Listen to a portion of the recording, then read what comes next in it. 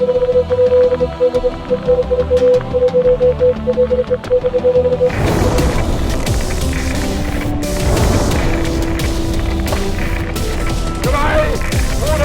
Monate begangen sind, die euer Terror Weltleichtigkeit verwahren.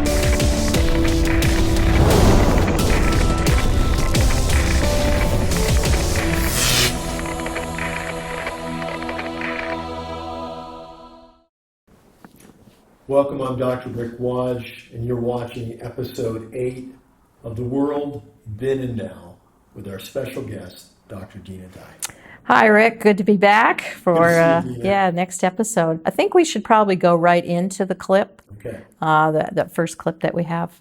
Okay. Take a look at this. We'll be right back. Now, Hitler, we know, used the Jews as a scapegoat, blamed them for everything, and it wasn't hard to do in that environment.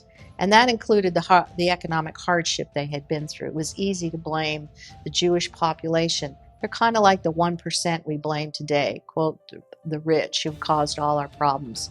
Obviously, it went much further than that. But it's that same thing when a dictator rises to power and figures out what segment of the population he can blame everything for, and everyone dutifully follows along.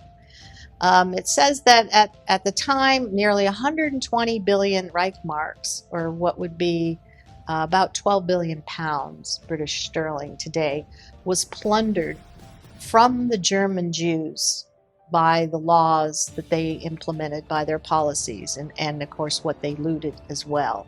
The taxing authorities under the Nazis worked actively to destroy the Jews financially and totally, and to loot all the rest of the wealth of the nation. See, that's what socialists do. They claim that everything is equal. Let's all be equal in how much we have. But the real goal here is for them to take all the wealth and give it to their buddies. That's really what it's about. Even Jews who managed to escape from Germany before the Holocaust had to leave most of their wealth behind. They had to pay what was called an exit tax. I'm sure at that time they were all too happy to pay that to get out of Germany and to move somewhere safe. The tax laws totally discriminated against Jews from 1934 on. And we can see that too in our society, that tax laws punish certain segments. The tax laws are often designed to punish behavior and prevent certain ones from succeeding in the environment. There was obviously a boycotting of Jewish businesses at that time, and I don't really see any difference between the advocating of these leftist progressive radicals of boycotting businesses in Israel, particularly in the Judea-Samaria area with their boycott, divestment, sanction movement, which we see alive and well and especially on college campuses. If you dare to oppose the Nazis or Hitler politically, especially with words, you had better watch out. And so we can compare the Gestapo with today's modern leftists, how they would love to put us all in jail for what we say. And for example, if you don't believe in man-made climate change, they would like nothing better than to lock you up. And we see this in various social issues of our day: homosexuality, the use of gender pronouns, illegal immigration, abortion, infanticide. Just take your pick. When you speak out, you are going to get pushback. There is no question about it, because they do not want you to say or think what you determine is right, based on your faith in God and the culture that we live in. Wow. Yeah. Tax law to control behavior. I was so blown away, and at this recording, so the Jews had to pay an exit tax on their wealth. Well, recently, a lawmaker in California is pushing to basically charge a tax on all of the people who are leaving California. And why would they leave California? Gee, I don't know. Why would they leave? They did the same thing in Illinois, when people sold their homes. And I think to a certain degree in New York. So, they're doing exactly the same thing that the Nazis did to the Jews. The California legislature wants to do to anyone who's trying to get out of California and get free Is that just staggering? It really is. It's hard to believe that we allow our past history to go unnoticed so that we're not learning from it. I mean, imagine if you actually had legislators serving in office who knew history. Imagine. I mean, I'm trying to remember, I think it was back when this all began, somebody did an interview with the governor from, I believe it was New Jersey. Is it Patrick Duvall, I think is the governor. I could be wrong. But anyways, he basically made the statement that the Constitution and the First Amendment was above his pay grade. It's like, okay. I mean, to have we have people serving in office who know nothing of the Constitution and, no foundational understanding of our history. So this is dangerous. But the people have voted it The in. people have voted him in. So what that means is that our educational system is not teaching our citizens their own rights and what makes this the greatest country in the world. Exactly. Well, I mean, and that's how, that reading 1984, I mean, you just remove their history and you manipulate it and you tear down their statues and what we're creating now, our new history is the 1619 project instead of, 1776. So we've got these two vying histories. But that rewriting of history, this came out of the New York Times. This is exactly the same thing that happened in the Orwell's book 1984, a complete revisionist history. So yeah, I guess if you remove it, you're condemned to repeat it. I've been frustrated as a post-pastor. I hope you got therapy. I'm still working through the therapy. But when I go to a congregation to assess it, whether or not it's a good fit for myself and my wife, I'm very disillusioned by the blather that tends to come out of many pulpits, the lack of research, the lack of understanding the context of Scripture itself, the real message that would have meant for them then, and then how to convey that to the people today. But we're seeing exactly the same thing with our politicians, and not just that. We see the same thing taking place in the news agencies today, that there's no logic going on in many of those. And we're being influenced heavily. The people are being influenced on how they should vote come November by what they're watching on television by people that haven't done the research. They have a bias themselves, and so we're becoming disciples of the newscasters instead of truth. Yeah, I mean, the news media today, I think it might be worse than Pravda was in the Soviet Union. But there's no daylight between the Democrat Party and the media, like none. I mean, I'm not sure who has more influence, but I don't know if it's the media pulling the Democrats along or the other way around. But regardless, they're married. That's a marriage made in heaven to them. And so that level of control over information. I mean, we live in a time, we are drowning in information. It's very hard to sort through. And especially in this so-called emergency of the virus, it has become even more obvious how much we're drowning in information. So, for example, there's certain ones I follow, they're reputable, credible, but everybody now has a podcast. So, if I listened every day to my favorites and their podcast, my day is over. And it's one of the reasons I decided not to even do a podcast. It's like, how much more information can people take? And this is by design. We just drown people by design in information so they cannot sort through it. So this is another area you're going to have to exercise some caution and some wisdom. And don't feel, at the very least, take a day off of media completely. No social media, no nada. Take a break, go outside, walk, hang out with your family or do whatever. But this is dangerous because you cannot tell, it's hard to tell truth from fiction when there's so much coming at you. And I think I agree with that 100%. I think also there's another side to this, and that is when we're drowning in this negative all the time, it's hard for us to still have hope. I think the other thing with this virus is that in their lust for power and authoritarian control, the Democrats have made everything miserable. Like, we are a miserable people.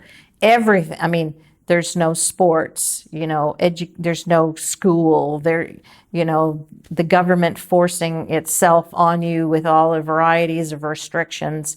There's no family gatherings, there's no church, there's nothing. And it just, this misery. And then you wear a mask so you can't smile and engage, we're in a very dangerous place. We really are. And so it's up to us who know better, who have a relationship with God, and the joy that comes with that, to express that joy out there. We got to take that out, because people are not, they're not on the receiving end of it. If we're in the same, if we're reacting the same way, where's the joy and the hope and the glory of our Heavenly Father in our lives? I'm tempted to push us into the next clip. Because Okay, yeah. As I'm looking through the notes, it's just there's a lot of content here we can talk. Okay, yeah, let's do it. All right, hopefully you're ready for this as well. We're going to go into the second clip in episode 8 and take a look at this. So now we also have the thought police, particularly on college campuses, and that you're no longer free to think for yourself anymore. They have driven critical thinking skills into the ground. There's no place for reason and debate and logic. All the things that the underpinnings of society is when you have a people that actually can think for themselves, and that you can function and make decisions according to your own conscience. The left has basically become anti-family. It is anti-Judeo-Christian in its values. It's antithetical to everything that we hold dear. This has also moved into the business world, which is particularly frightening. So coercing people in the business environment, employees or whatever, to force them to accept this cultural revolution we're experiencing and redefining the goals of that cultural revolution. So what's good for business is also, this is the nature of the tyranny. That's what's good for business. It's a place, according to them, in which employees can exercise virtue, which, of course, nothing could be further from the truth. These business environments have become totalitarian. That thinking has covered nearly every aspect of life in the company. So, think Google, Amazon, Facebook, Twitter, whatever. Their goal, rule the world and control their employees. Their goal is to shape the cultural politics within the company and to shape the employees' behavior. Basically, they want to discipline their employees into what they consider to be the true religion. And part of that discipline within these tech companies, for example, is urging them to police those within their ranks. Sounds a lot like Hitler and the Nazis. It will even, a company will even instruct its employees on how to conduct personal struggle sessions, if you will, to root out within themselves what they consider to be false beliefs. And these false beliefs are what the company would say undermines diversity and inclusion within the company. They pretend that the company is actually diverse. And there are myriads of examples of this. When employees have come forward and declared this company is anything but diverse, they are totally shut down.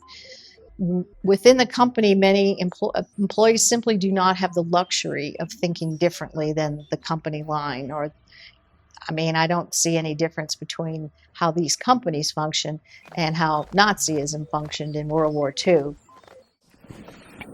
Business thought police. Yeah. What do you mean by that? Yeah, so in the same way that the media has married itself to the Democrat Party, I would say that big business has done exactly the same thing.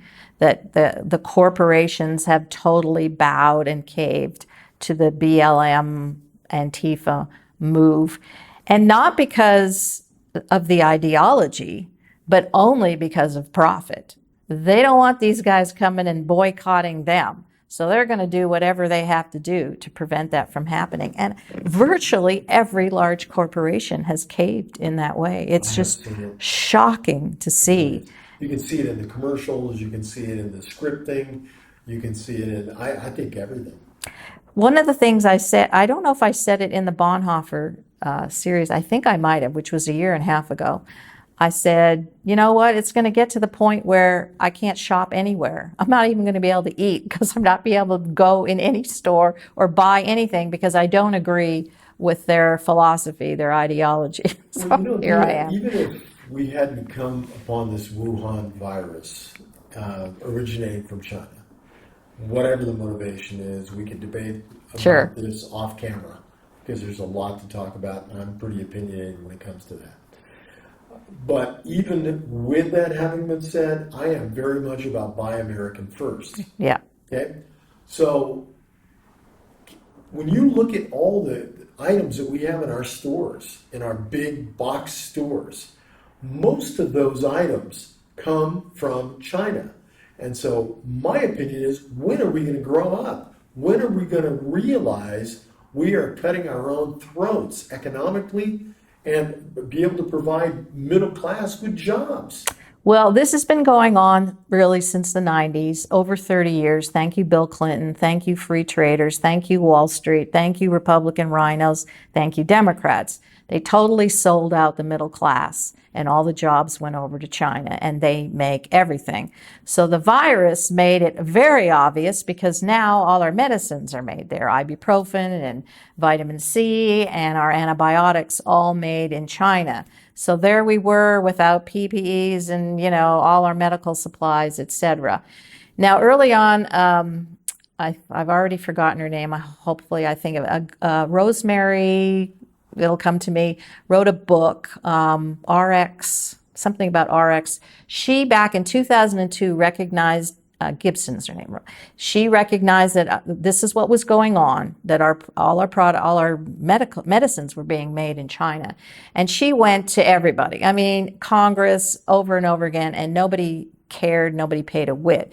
Because what you have to understand is our congressmen and women, Republican and Democrat, are making giant profits off of the Chinese and the big pharmaceutical companies, massive. We're talking massive amounts of money. So nothing got done, but she, you know, she sounded the alarm. And so her and several others actually have the ear of the president. And back in March, I want to say, his trade guy, Peter Navarro, they were working together, America First, dealing, you know, with the medicines, et cetera. And finally, I believe it was about 2 weeks ago, the president did sign the executive order on that our medicines would come back to the United States and start being made here. And the other thing people should know, right now, China's experiencing these massive floods. The Three Gorges Dam that they built on the Yangtze, which was a disaster to begin with, but now it's barely holding the water. You've got Chongqing and Wuhan on either side of the dam. The water's coming through rivers off of the Himalayas, and the Chinese, they're having to release water at night and tell people it's from the rain. But these two cities are ready to go under. Now, if that dam breaks, all of the manufacturing plants are downstream from Wuhan, and that will wipe out the entire medical industry. There'll be no more plants left. So and they're in jeopardy of food shortages as well. So we got that going on. So there is an America First. There's a guy named Curtis Ellis who's also supporting this. So there is an America First push under this president, which has not happened really in the inception of our country. Well, at least probably since Eisenhower, we haven't seen that. So that's another reason to vote for the president, because he's trying to bring these manufacturing jobs back home. Well, you just look at Pittsburgh as an example. Yeah. You know, we were one of the leading sources of structural steel and metals. And it completely collapsed. And then we were barging in all of our steel from other countries like Japan, Yeah. China, Indonesia. And it just killed the industry in Pittsburgh. And then you think of the car manufacturers. And so all these things, you're exactly right. Yeah. Well, you have the free traders to thank, Wall Street to thank for all of this, the globalists to thank. I mean, their goal was to crush the middle class. I don't think I'm going to thank them. Okay, well, I wouldn't either. But, so this is this corporate greed that we talk about. It's not, people will say, well, capitalism, greedy capitalists. But honestly, the greediest of them all are the socialists. Socialists are way more greedy than capitalists. In the capitalist system, you got the winners and the losers, and the marketplace kind of dictates. But in socialism, the rulers take all the money and give it to their buddies, and you don't get any of it. And the divide between rich and poor becomes starker and starker. I mean, it's the middle class of America that's the engine. Really, it's the business engine, commercial engine of the whole world. And they're just, their goal. So you saw in this pandemic, the restrictions were always on the small business. So the Walmarts and the Targets, they were all allowed to thrive. It was especially obvious in our state. Our governor has literally killed every small business, 154,000 small businesses in New Mexico, and she has just crushed the lifeblood out of it in favor of the big box, large corporations. They win. I know you're not an economist, but I'm not. You are very wise when it comes to watching trends, watching the news, finding people of logic to listen to. And so when we were talking in an earlier episode about 1/3 of the restaurants in New York shutting down permanently, and that was their projection, what do you think is going to happen to the middle class after the dust clears, after the pandemic and the riots, if it clears? Well, I don't see, the only way the middle class thrives, one of the biggest hurdles for any business is all the ridiculous regulations. That's what crushes business.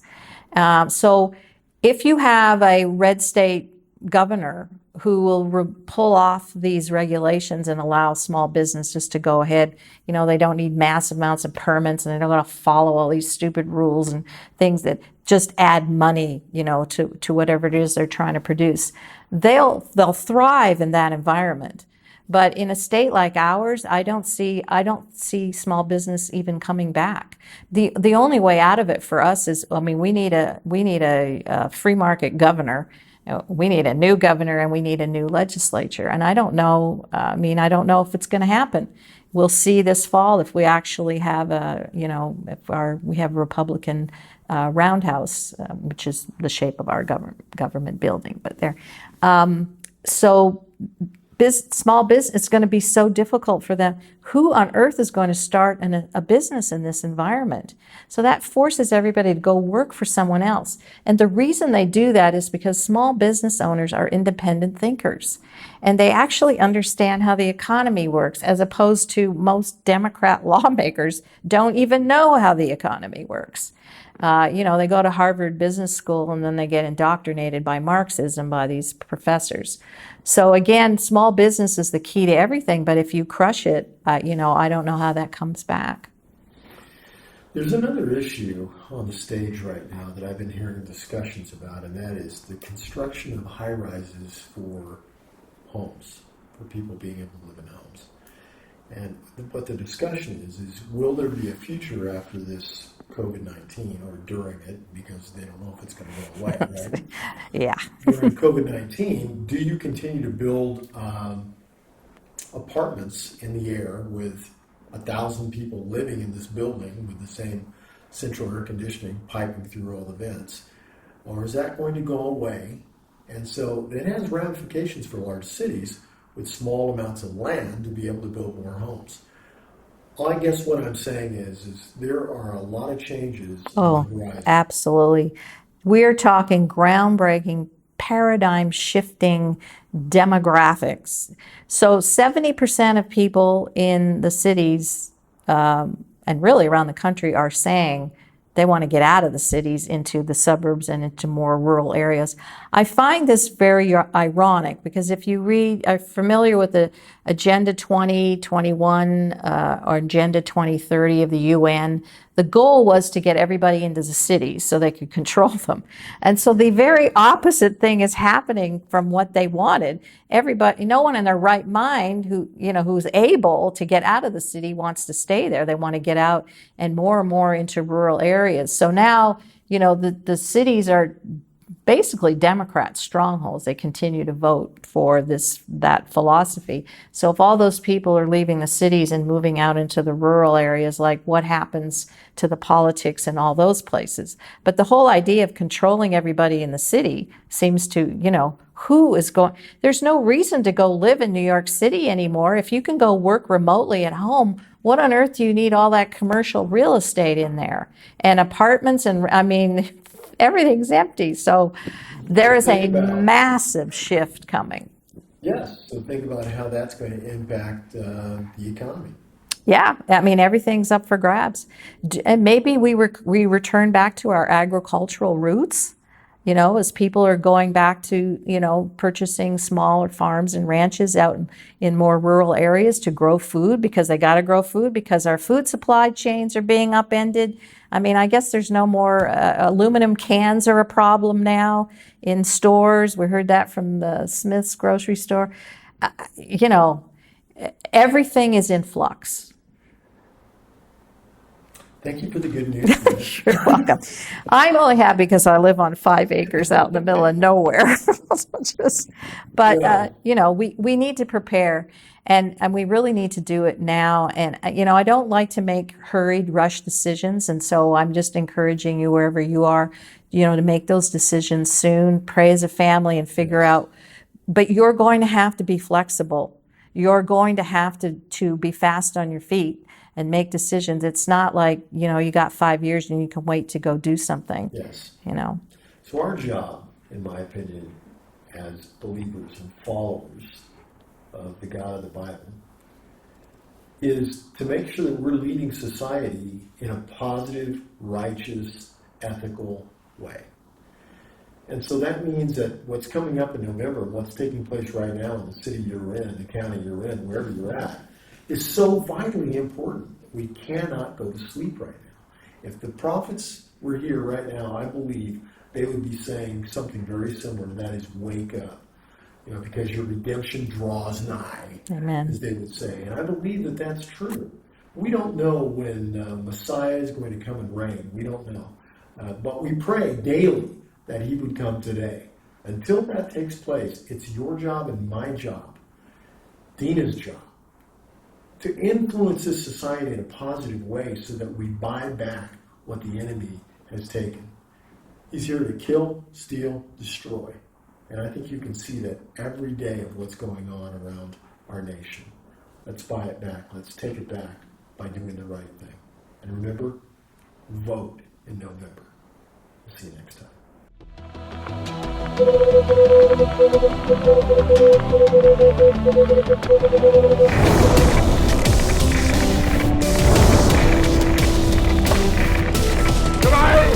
Ohne 3 Monate begangen sind, wird euer Terror Weltleitigkeit verwahren.